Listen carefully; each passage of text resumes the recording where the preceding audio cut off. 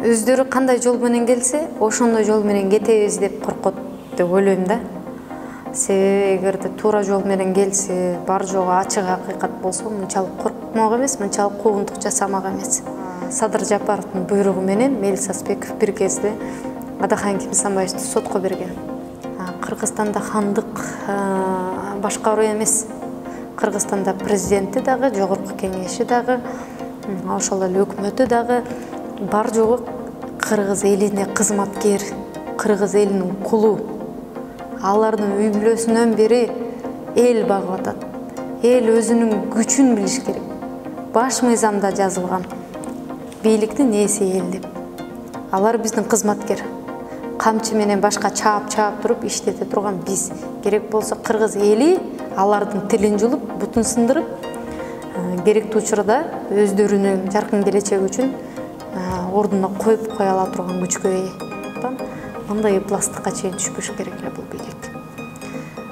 Манасчыларды кетирип, журналисттерди камап, сөз эркиндигин чектеп, бир өзүнүн ой пикирин айтып койгон жаштар менен теңелип аларга ыплас аракет кылып төшөгүнөн бери аңтаргандыгы бул алардын болуп көрбөгөндөй төмөн түшкөндүгүнүн белгиси да. Менин кийинки кадамдарым ар дайым чындыкты айта берем, анткени чындыкты айтуу менен мен өзүмдүн кайсы бир деңгээлде Кудай астында дагы, эл астында дагы милдетимди аткардым деп эсептейм да. Ассаламу алейкум, урматтуу биздин мекендештер, подписчиктер, жалпы эле кыргыз эли. Бүгүн биздин каналдын коногу мурунку депутат Оразайым Нарматова. Куш келипсиз. Куш көрдүк, рахмат. Биринчиден амандашып алайлык. Саламатсызбы? Саламатчылык, аман отурасыңар көзүңөр. Рахмат. Биздин ушул айткан өтүнүчүбүздү аткарып, атайын студиябызга келип бергениңизге биринчиден ыраазычылык билдиребиз. Анан суроолорду биринчи эле баштасам мурда сиздин саясатка келип калганыңыздан баштайлык. Сиз саясатка эмне максатта келгенсиз? Көпчүлүктөрү бизнесин коргоону же болбосо акча жыйнаганы келет, өзү негизи эле бизнес. Сиздин максатыңыз кандай? Тарых жасоо же жанагы буга чейинки айткан иштерди жасоо?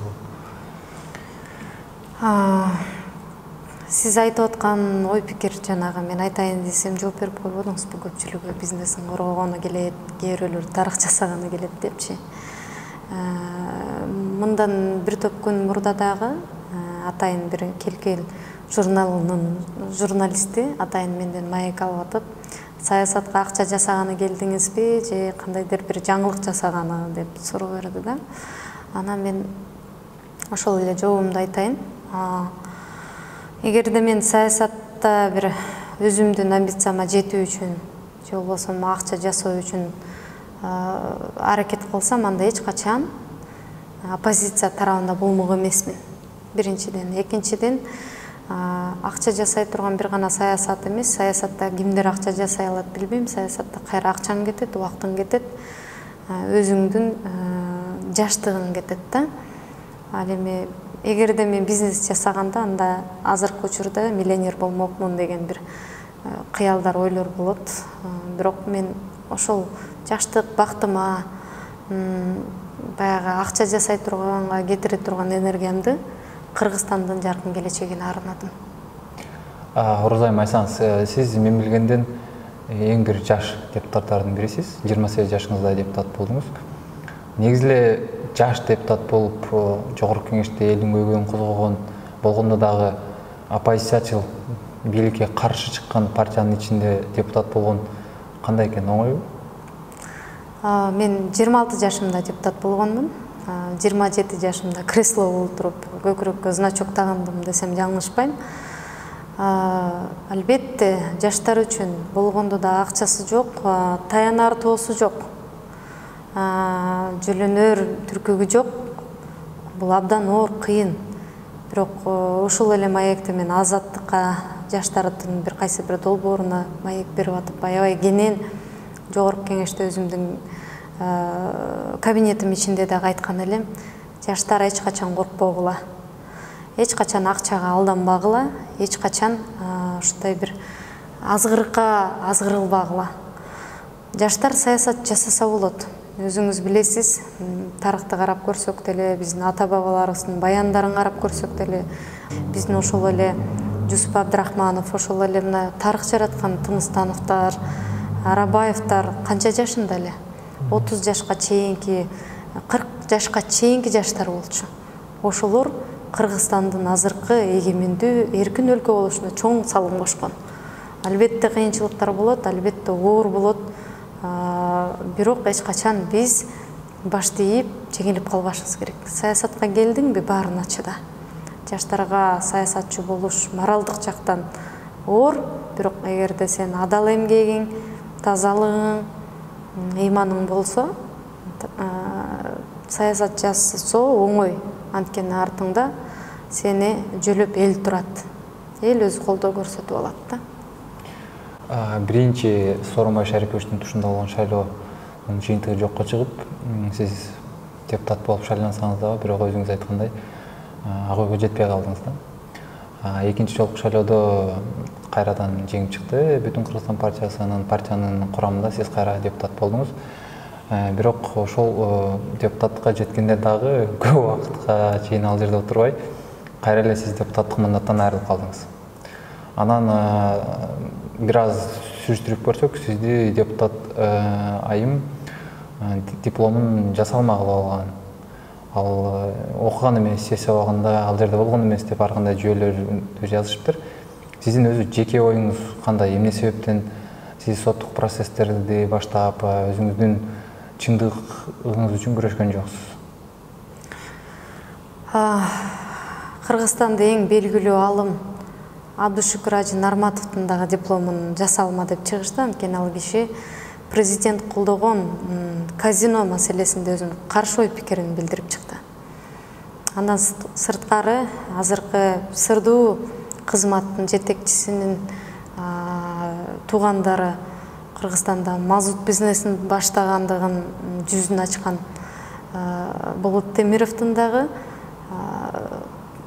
жарандыгы дегеле ошол паспортун мыйзамсыз алган деп, анын керек болсо аскердик билетин уурдап алган деп айыптап чыгышты да. Алардын жанында менин сессияга келбей калган деген дооматы ары каттап суу кечпейт. Өзүңүз билесиз, баягы маалыматтарга терең байкоо салып турган биздин акыл эстүү жарандарыбыз билет. Бир саатта эле билим берүү министри, сырдуу кызматтын эки өкүлү, ошондой эле борбордук шайлоо комиссиясы бир саатта эле өздөрү чечим чыгарып, менин мандатымды алып салышты. Мага кабар да келген эмес, айткан да эмес. Мен үйдө бир аз сыркоолоп жаткан элем, мага чалды, дипломуңузду алып келиңиз, биз текшерели деп. Мен ошол кезде жардамчым барды, мага жардам берип, акыл айтып турган ошол Мирлан Урайымов өзү да таң калды ошол жерде туруп. Ушул жерден тактап койчу суроо берсем болобу? Негизи эле депутаттын мандатынан айырып атканда, эми алып коюп атканда, соттун чечими керекпи же борбордук шайлоо комиссиясы? Соттун чечими керек. Соттун чечимин күткөн жок. Бул алар тарабынан болгон бар жок мыйзамсыздык. Эмелестетсеңиз, багар көрөрү жок, таянар тоосу жок, бул жаш, акчасы жок. Буга ушундай ыплас мамиле кылсак боло берет деген эле саясат болду. Аны мен айтпасам деле бүткүл кыргыз эли жакшы билет. Албетте менин аябай ачуу ушундай жанга батканда кыргыз эли үчүн күйүп айткан сын пикирлерим азыркы бийликтин тарапташтарына жакпайт. Бирок ошол тарапташтар мындай ыпластыкка бармак эмес да. Анан ушундай ыпластык кылып аткандардын сотуна ишенсе болобу? Мен ишене алган жокмун. Ошол эле Тилекмат Куренов, ошол эле Жеңиш Молдокматов, ошол эле азыркы бийлик менен соттолуп аткандардын бар жогу түрмөдө акталбай эле жатат. Кече эле көрдүңүз, Казакбаевди ошол түрмөдө кармоо туруп өлүмгө чейин жеткиришти. Марат Казакбаев. Булардын моралдык дагы, башка дагы жоопкерчилиги абдан чоң. Кан кечирбейт. Бул азыркы бийликтин учурундагы биринчи өлүм. Демек, өлүмгө чейин жеткени бул бийликтен жакшылык күтүүгө болобу деген суроо жаралат да. Анан мен соттошкондо деле адилеттүүлүккө жетпейт экендигимди ошондо эле түшүнгөнмүн. Мен убактымды коротуучулар менен ызылдашып тең эле отургум келген жок. Өзүм жашым кичүү болсо дагы, алардан бир топ саясатта тажрыйбам аз болсо дагы мен тең келгим келген жок да. Бул сиз толук кандай айта аласызбы? Бул сиздин жеке чечимиңизби же партиянын чечими? Адахан Кимсанбаевич фракциянын лидери экенин жакшы билесиз. Адахан Кимсанбаевич баш болгон Исхак Абсаматовичтер керек болсо Гүлө Кожокулова эжекелер аябай эме кылышты, соттошойлу деди. Мыкты адвокаттарды жалдап берели, жардам колун суналы деди. Мен айттым, бар ишенбейм. Анткени ошол эле учурда Адахан Кимсанбаевичке дагы булар иш козгошуп, прокуратурага уламдан улам чакырышып, мындай Мирлан Ураймовду камап койгон учур эле да. Анан элестетиңиз, мени ошол эле учурда биздин Бүтүн Кыргызстан саясий партиясына 3 тараптан чабуул жасалды. Алар мага көмөк көрсөткөнгө убактылары дагы болбой калды да. Анан кыйнагым келген жок. Атамды, эжекемди дагы мындай сенин карабашың аман болсо болду, сага мандаттын дагы башкасын да кереги жок. Андан көрө ошо элге кызмат кыла бер деген өздөрүнүн ой пикирлерин айтты. Партия мен буюрса кийинки шайлоодо деле барып өзүмдүн кызматымды кылам деген аруу тилектерим бар. Сиз депутат болушуңуз оңойго турган жок да? Башка биздин депутаттардан айырмаланып, сиз мындайча айтканда пешенеттер төгүп анан депутат болдуңуз. Сизди көп жылдардан бери байкап жүрөбүз. Мигранттардын көтөрүп Москвада, Россиянын башка шаарларында выступленияларыңызды, прямой эфирлериңизди көрүп келебиз. Мындай карап калганда сиз ошо депутаттыкка заслуженный эле келген болчусуз да. Анан ошондой пешенеттерди төгүп ошол жерге жеткенден кийин тез эле убакытта кайра депутат болбой калганыңызга сизде өкүнүү болду? Депутат болбой калганда өкүнүү болгон жок, анткени бул жашоодо ар бир жасаган ишиңдин өзү бар жогу тобокел да, сенин өмүрүң дагы тобокел. Кудайым канча өмүр берди, кандай жашоо берди, сен аны биле албайсың. Бар жогу Кудайдын буйругунан. Демек менин депутаттык мандатым алып койду, жамандык азыркы бийлик себепкер болуп калды. Бул нерсени түшүнүү менен кабыл алдым. Саясатка келдиңби, болгондо дагы оппозиция менен келдиңби, баарына даяр болушуң керек. Керек болсо өмүрүңө да кол салышы мүмкүн. Ошондуктан биринчиден мен жашмын.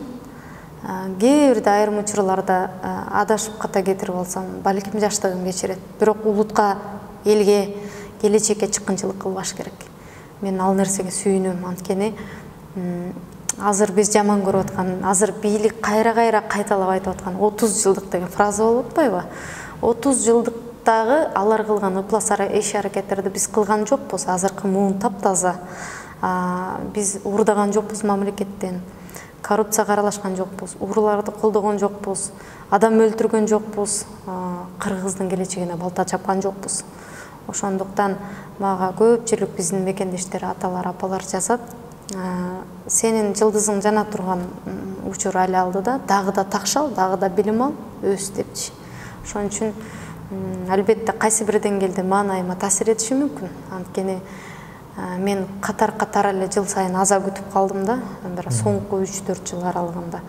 Ошол аза күткөндөн арыла албай келатканда, булардын адамгерчиликсиз соккусу катуу эле тиет, бирок ошону көтөрө билсең, анан эл үчүн кызмат кыласың да. Сиз бүгүнкү күндө депутат эмессиз. Эмне менен алексиз? Бүгүнкү күндө өзүмдү өзүм өстүрүү менен элибизге кандайдыр бир деңгээлде жок дегенде алардын үнүн 5-чи микрофондон жеткире албасак дагы социалдык тармактардан, ар кандай маалымат каражаттарынан үнүбүздү жеткирип, ошол эле кайрымдуулук, ар кандай кайрымдуулук иштери менен алекмин. Ал эми жеке жашоомдо ошол эле чакан ишкерлигим менен алектенип атам. Ошол. Бүгүнкү күндө сиз Москва шаарында жашап өмүр кечиресиз? Ооба. Орозайым, айтсаңыз, сиздин соц тармактардагы чыгарган материалдарыңызды карап көрүп, анан ошол жердеги биздин карапайым калктын ой пикир калтыргандарын окусак, 2020-жылдары ал жерде сизди ушунчалык макташып, кичинекей чырпыктай кыз болсо да ошондой чоң килтеген, чоң көйгөйлөрдү козгоп атат. элдин көйгөйүн көтөрүп чыгып атат, таамай айтып атат, бийликти сындап атат, чоң бир мамлекет деген машина менен күрөшүп атат деп ушунчалык сизди колдоп, жакшы оюн айтып, батасын берген энелер, аталар көп болчу. Анан акыркы убакта карасак, ошол тескерисинче болуп атат да, сизди ушунчалык жемелешип, жаман көрүшүп,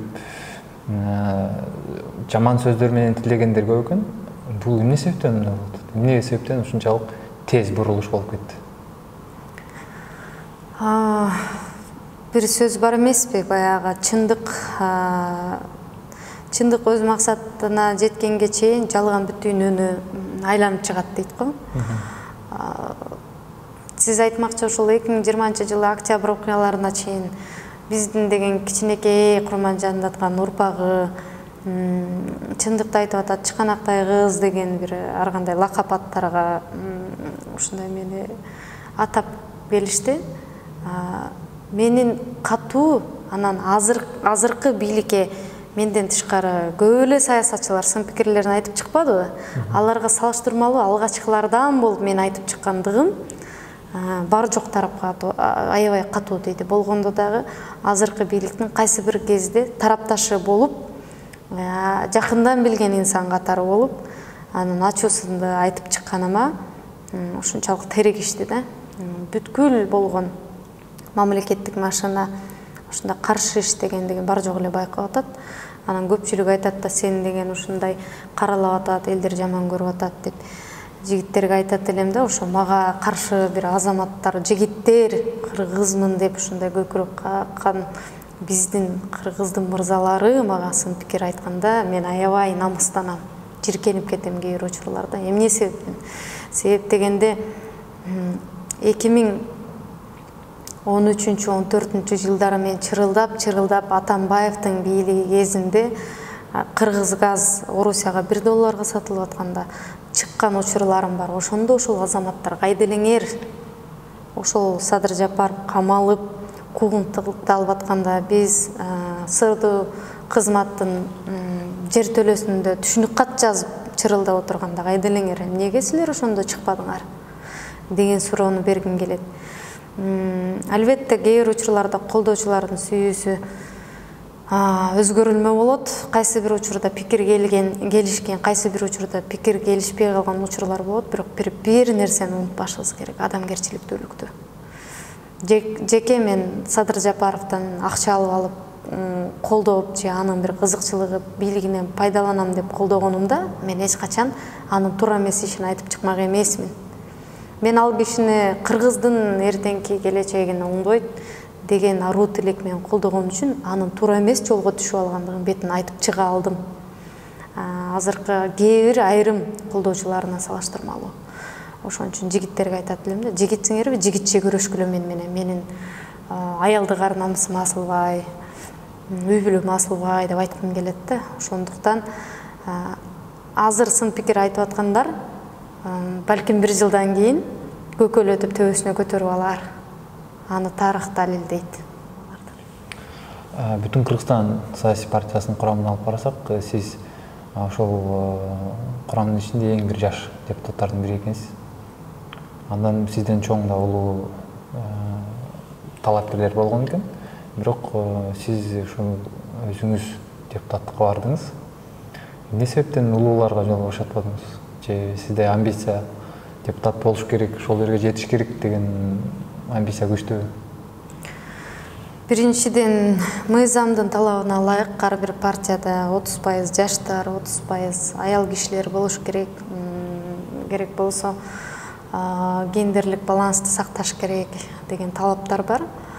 Жаштардын арасында дегеле ошол мекендештердин мен 3 талап менен барып калдым десем жаңылышпайм. Биринчиден, мен сыртта убактылуу жашап иштеп жүргөн мекендештердин атынан бардым. Экинчиси жаштардын атынан, үчүнчүсү бул аял затынын атынан. Эгерде менден сабаттуу, менден күчтүү, менден амбициялуу эжекелерим болсо, мен аларга албетте жол бошотуп бермекмин. Список баягы тизме, партияда тизме маанилүү болсочу. Ал эми ал жерде быйылкы шайлоонун системасы абдан жакшы болду. Эл кимди колдосо, ошол чыгат. Анан мен барган жеримде өзүңүз байкап болуш керек. Мен өзүмдүн социалдык баракчамда мени шайлап койгула деп бир да жолу суранган жокмун. Үгүт иштеринде да суранган жокмун. Мен ошол эле жанагы менден кийинки келген талапкерди, андан кийинки ушу Токтогулдан чыккан Айпери аттуу биздин талапкерди, Чыныгүл аттуу биздин талапкерди баар жогун сунуштап, ушул эжекелерибиз өтүп калса деген аруу ой максаттарымды, тилектеримди айтып аттым. Өзүмдүн үйүмдө коноктоп, аларды элге таанытканга аракет кылдым. Өзүмдүн аудиторияма жол бошоткончолук, баягы бири-бирибизге колдоо көрсөткөн ошончолук болор деген ойдомун. Анан эч кимге тоскоолдук жараткан жок. Мен ойлойм, менден татыктуураактарды кийинки шайлоодо тандап алышат деп. Бирок рахмат биздин мекендештерге, бүтүн Кыргызстан саясий партиясынан аял кишилердин арасында эң көп добушту мага бергендиги үчүн демек ишеним бар экен. Ыраазычылык билдирем. Шайлоо аяктап депутаттар өзүнүн полномочиясына киргенден бери 6 ай өтүп атат. Ошол азыр мамлекетте болуп аткан бир аз өзгөрүштөр тууралуу сөз кылайын деп турам. Акыркы эле учурда мына Шайлообек Атазов деген депутат бир мыйзам долбоорун көтөрүп чыкты. Ал мыйзам долбоорун алып карасак 18 жаштан 20 жашка чейинки кыз келиндерди чет өлкөгө чыгарбоо деп айтып чыкты. Анан ошол мыйзам бир аз резонанс жаратып, ак үйдүн алдына топтолгон бир аз адамдар пайда болду. Атазов мандатыңды тапшырды. Сиздин жеке оюңуз ошол аз да болсо депутат болуп жүргөн ошол жерде отурган адам катары сиздин жеке оюңуз кандай ушул мыйзамга? Жогорку кеңешке келгенде мен баягы эле мурдак эле жөнөкөй элдин кызы катарында өзүмдүн түз эфирлеримди социалдык тармактар аркылуу улантып жаттым. Ал жерде айттым, мен жогорку кеңеш эми бул жерде акыл таймаш. Ким элдин үнүн жеткире алат, ким элдин пайдасына мыйзам жаза алат, ким элдин пайдасына иштей алат. Мына ошол маселеде көптөгөн эфирлерди жасадым. Атазовдун көтөрүп чыккан мыйзамы кайсы бир деңгээлде ал кыргыз элине, кыргыздын кыздарына, эртеңки улуттун келечегине пайда келтирем деген ою болушу мүмкүн. Бирок бир нерсени ачык айкын айтышыбыз керек да. Эмне себептен азыр ошол 18 жаштан 20 жашка чейинки кыздарды биз чыгарбайлы деп атпайбы? Бирок тилекке каршы 10 жаштагы, 12-13 жаштагы кыздарды деле чыгарып, өзүңүз билесиз, барып бир бала бактыргыч кылып коюп атышпайбы? Андан тышкары 16-17 жаш кыздарды ата-энелери жөнөтүп, ар кандай иштерге иштетип атат. Алардын алданып калгандары көп. Чын эле, Орусияда көп жылдан бери жүргөндүктөн мен дагы байкам. 16 жаштагы кыздар бала бакканы келип, бөлөк улуттун өкүлдөрү аркылуу колунан өлүм таап, Кыргызстанга алардын табыты кетип аткандыгы абдан өкүнүчтүү жагдайлар болуп атат. Бирок ошону токтотуп калыш үчүн мыйзам аларды Кыргызстандан чыгарууга көзөмөл керек деген мыйзам жазгандан мурда ошолордун тагдырын талкалап аткандар кимдер? Эмне себептен азыр биз массалык түрдө эң көп кыздарыбыз чет мамлекетке чыгып барып кул болуп атат? Мына ошону тереңинен изилдеп көрүп, ошонун оорусун издеп табыш керек болчу. Алардын оорусу баягы эле урулар, коррупционерлер, кыргыздын келечегине балта чапкандар. Кантип өзүңүз билесиз, Аскар Акаевди кеткен президенттерди жамандабаш керек деп айтып калышат. Мен жамандаган жокмун. Эгерде биз ошол туңгуч президентибиз келгенде кайсы бир деңгээлде туура тандоо жасаганыбызда азыр ушунчалык массалык катастрофа, улуттук катастрофа болмок эмес да. Ошондо дагы Адахен Кимсанбаевич чырылдап айтып атканда, биз ишканаларды, завод фабрикаларды талкалабайлы, четтен келген ошол эле ДЭУ компаниясы, Филипп Моррис компаниясы сыяктуу компаниялардын үстүнөн акча жеп, алардан пара талап кылып, аларды үркүтпөйлү, коркутпайлы, биз өзүбүздүн улутубуздун келечеги үчүн иштейли деп чырылдап аткан жаш депутат болчу. Мына ошонун бар жок эгерде биз кезинде эл укканда ушундай улуттук катастрофа болмок эмес. Өз өлкөсүндө эле иштеп, ата-энеси жумуш менен камсыз болуп, кыздарынын акчасына муктаждык жаралмак эмес да. Ошон үчүн ошону оңдоп кетиш үчүн азыр деле кеч эмес. Өзүбүздүн кен байлыктар, өзүбүздүн таланып тонолуп аткан мамлекеттин ишканалары, өзүбүзгө иштегенде гана ошол катастрофа, ошол көйгөй чечилет. Ал үчүн коркпой, нетпей, ууруларды бетке айтып чыгыш керек, аларды коргоп отуруп калбай. Уурулар менен керек болсо ошо бийликтин туура эмес аракеттерин бетке айтып чыгып, ошолорду токтотуп калууга аракет кылыш керек. Коррупцияны, уурулукту, бийликтин чабал иштерин айтып чыга албаган адамдар менин пикиримде арзан пиар менен алектенбей койсо болот да. Сиздин көз карашыңызда бул мыйзам мөмөсүн бербейт? Өзүңүз көрдүңүз, кайсы бир топтордун айымдары келип, өздөрүнүн биздин эркиндигибизди чектебегиле, биз эле ошол эркектердин эле эркиндиги менен барабар, биздин эркиндигибиз, биз өзүбүз билебиз кайда барганды деп чыгып атат. Мындай өнүккөн өлкөлөрдүн катарында аябай күлкүлүү көрүнөт да. Себеп дегенде өнүккөн өлкөлөрдө канчалык эркиндикти бергенге аракет кылып атса, биздикилер Түркмөнстанды көздөй эле өзгөрүүгө аракет кылып атат. Кыргыз кыздары Кыргызстандан чыкпайт эгерде татыктуу шарт түзүп берсең. Күнөөнү биз өзүбүздөн издешибиз керек да. Мыйзамды кабыл кажет жок. Мыйзамды элестетсеңиз, эгерде ошол эле 16-17 жаш кыздын аталары, ата-энелери бир 40-45 жаштады.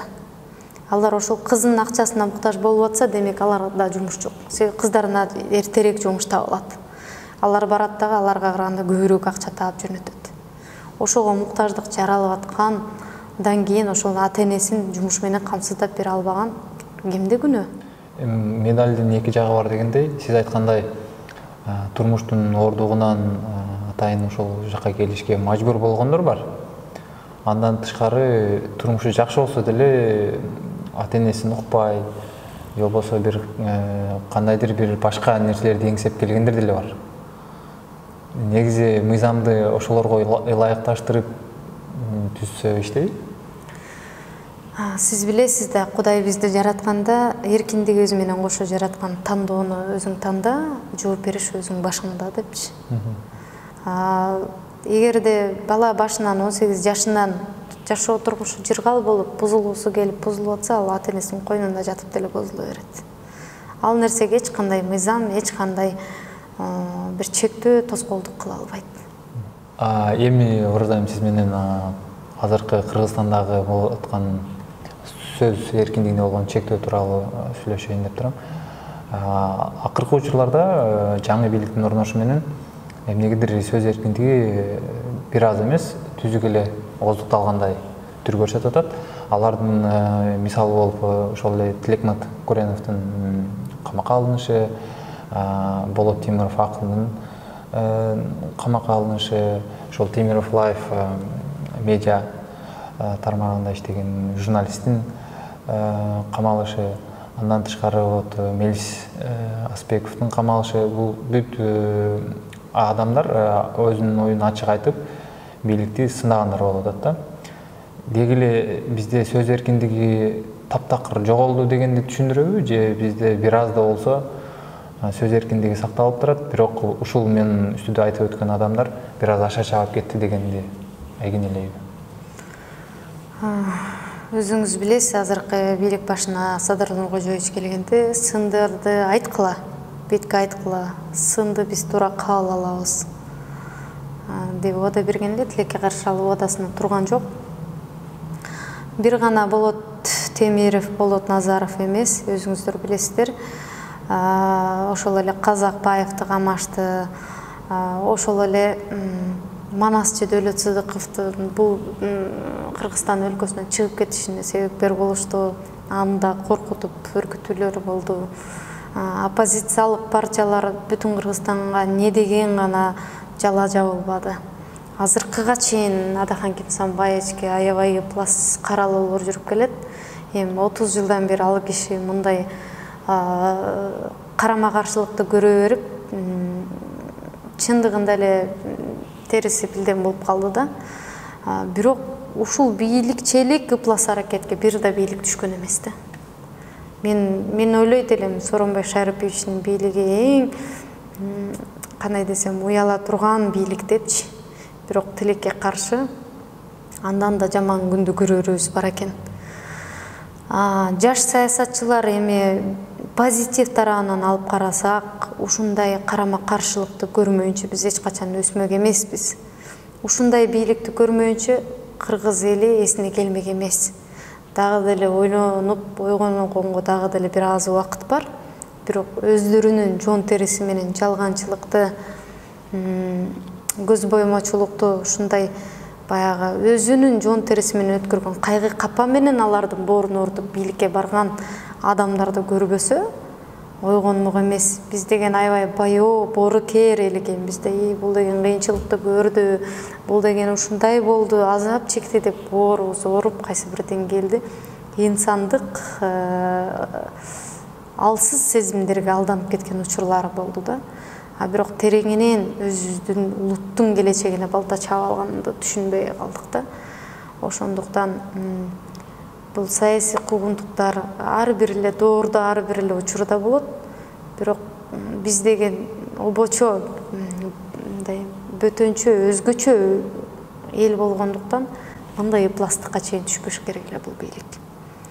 Манасчыларды кетирип, журналисттерди камап, сөз эркиндигин чектеп, бир өзүнүн ой пикирин айтып койгон жаштар менен теңелип аларга ыплас аракет кылып төшөгүнөн бери аңтаргандыгы бул алардын болуп көрбөгөндөй төмөн түшкөндүгүнүн белгиси да.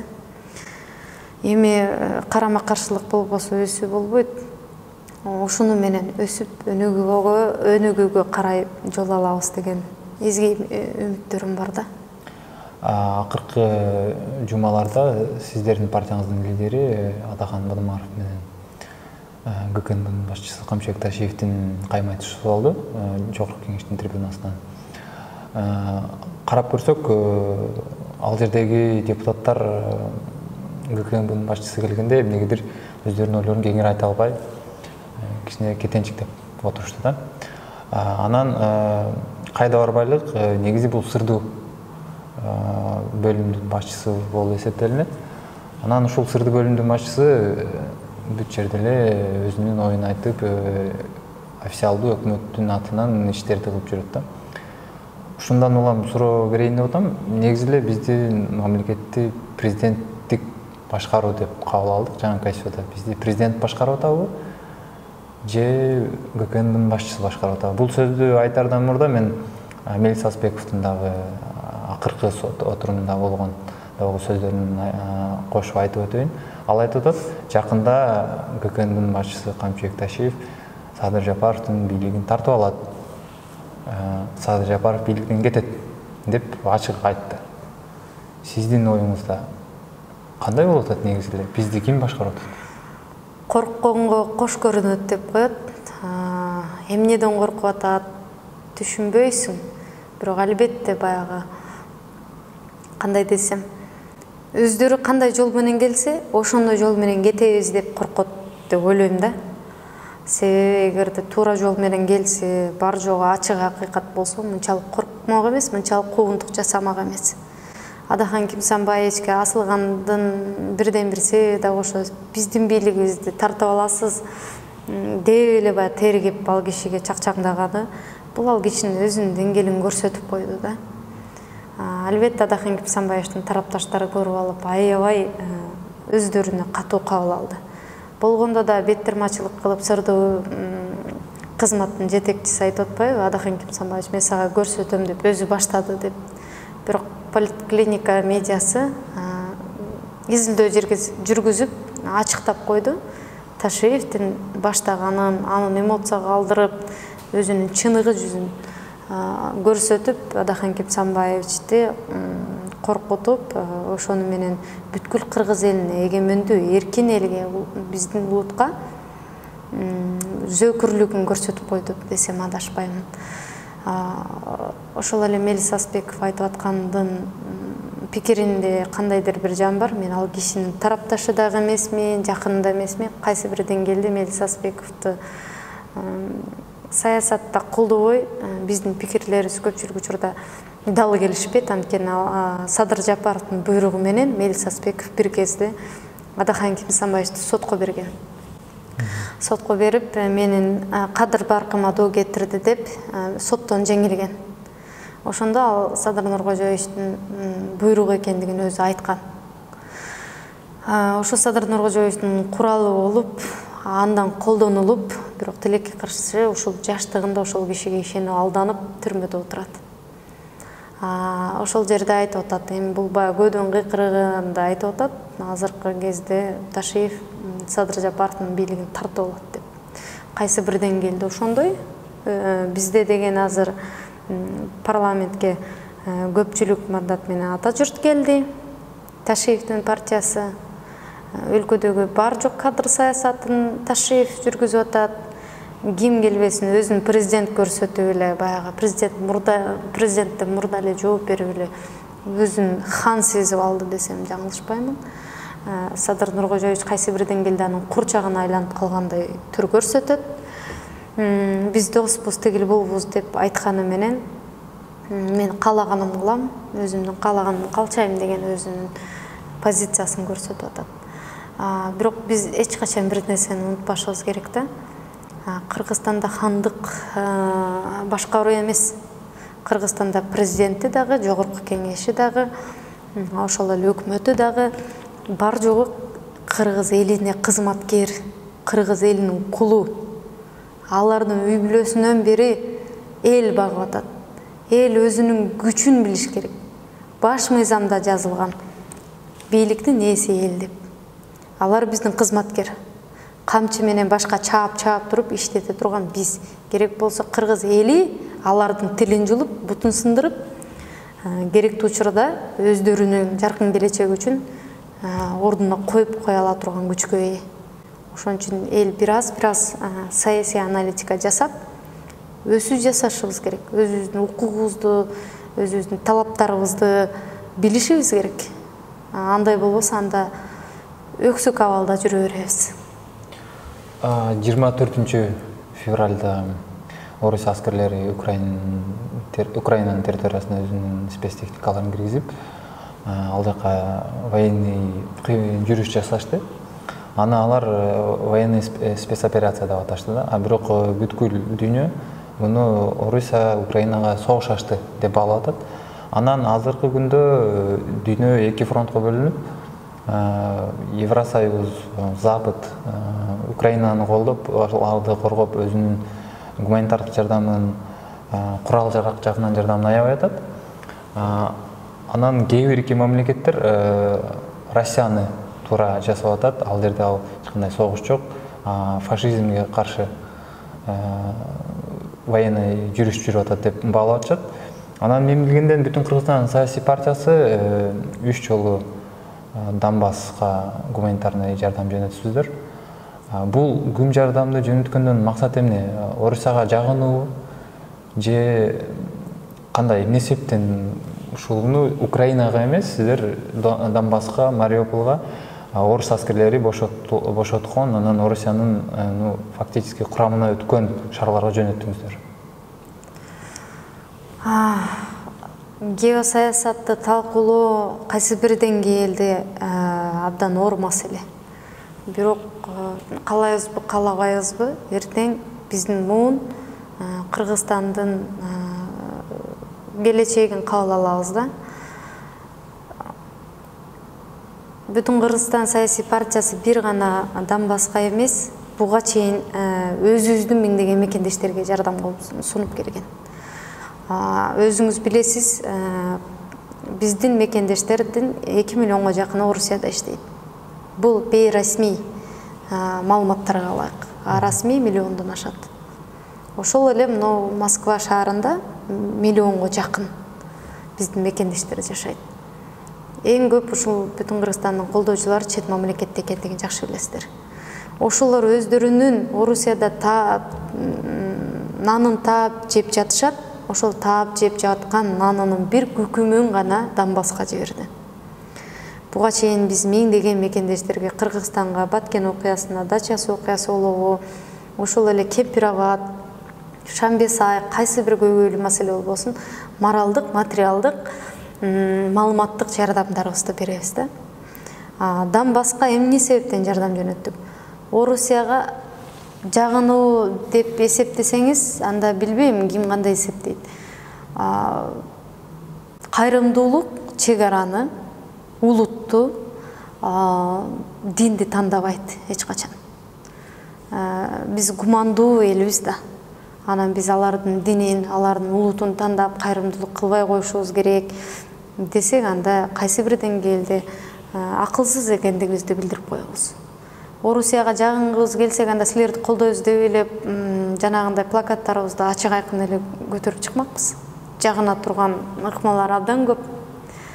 Донбасска жиберген жардам, ошол жерде керек болсо биздин да мекендештер бар экен. Тилекке каршы. Мен кечээ эле сүйлөштүм.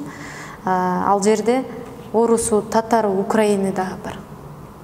Анда эмнеге украиндерге жардам берип атасыңар деп башкалар сөгүп кетет. Эмне себептен Кыргызстандагыларга жардам берген жоксуңар? Бизде сел каптап кыйналгандар аябай көп деп. Биз жардам берип атабыз. Кайсы партиянын кечээ Баткен окуясында ошол Баткенде үйлөрү күйүп кеткен мекендештерге барып кол сунганын көрдүңүздөр. Бүтүн Кыргызстан массалык түрдө 3 миллиондон ашык акча жумшап, ар бир үйгө азык-түлүк эмес, азык-түлүкүн сактай турган муздаткычтарды киргизип берди. Кемпирабад боюнча массалык чыгып, өзүбүздүн суу сактагыч суубузду коргоп калды, жерибизди коргоп калды. Мындай ушундай алгылыктуу иштерди айтпайт дагы, кайсы бир биздин кайрымдуулук кылган ишибизди терс маанайда элге жаман көрсөтүү аракетин жасашат. Донбасстан тышкары биз мындан кийин өзүбүздүн бул жакта кыйналган мекендештерге жардам колун сунайлы деп элден элге акциясын өткөрөлү деп атабыз, аны баштап атабыз. Ошол эле Единая Россия бул жактан Орусиянын башкы партиясы өздөрү кайра бизге жардам колун суналы, мекендештериңерге жардам берели, мигранттарга жардам деген склад ачып берели дешти. Биз ал нерседен баш тарттык. Анткени биз кайсы бир жардамды бизге көңүл бурууну күткөндү көз үчүн жардам колун сунган жокпуз. Болгону ушул жерде миллиондогон мекендештер кыйналып аткан элге жардамын көрсөтө алат экендигин. Биз жардам эле кол сунуп, жардам эле сурай бербей, жардам бере алат экендигибизди көрсөткүбүз келди. Украина тарапты эмес, Россия тарапка жардам бергендер, булар сиздердин жеке тандооңор. Украина тарапка дагы, Россияга дагы эмес, биз донбасстыктарга жардам бердик.